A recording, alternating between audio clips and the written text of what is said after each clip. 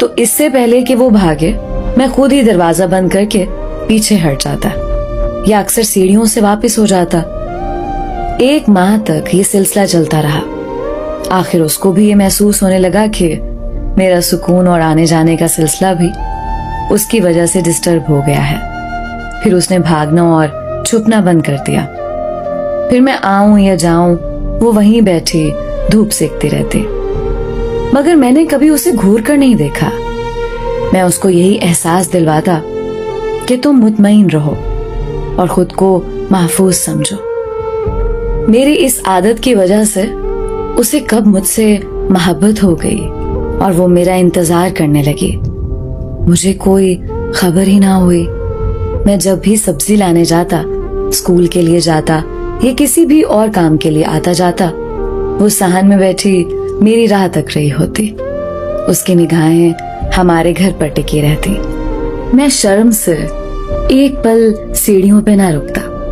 उसने मुझे मुतवज्जे करने के लिए खांसना, ताली बजाना शुरू कर दिया ताकि मैं उसकी तरफ देखूं, मगर मुझे डर लगता था।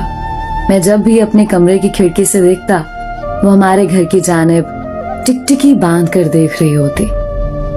इस बात ने मुझ पर भी बहुत असर डाला और एक दिन जब उसकी और मेरी अम्मी दोनों बाजार गईं, मैंने अपने कमरे की खिड़की खोली और बहुत ऊंची आवाज में गाने सुनने लगा।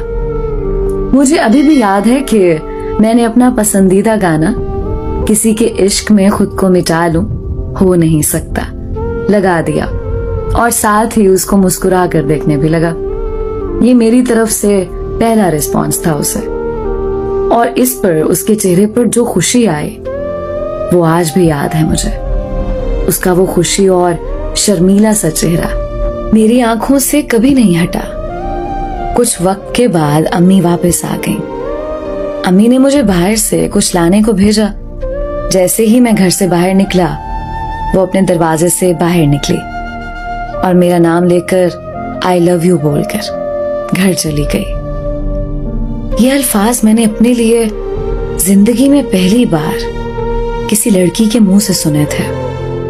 मुझ पर ऐसा असर छोड़ गए कि उस वक्त मेरी जो हालत हुई वो मैं अल्फाज में बयान नहीं कर सकता। घर के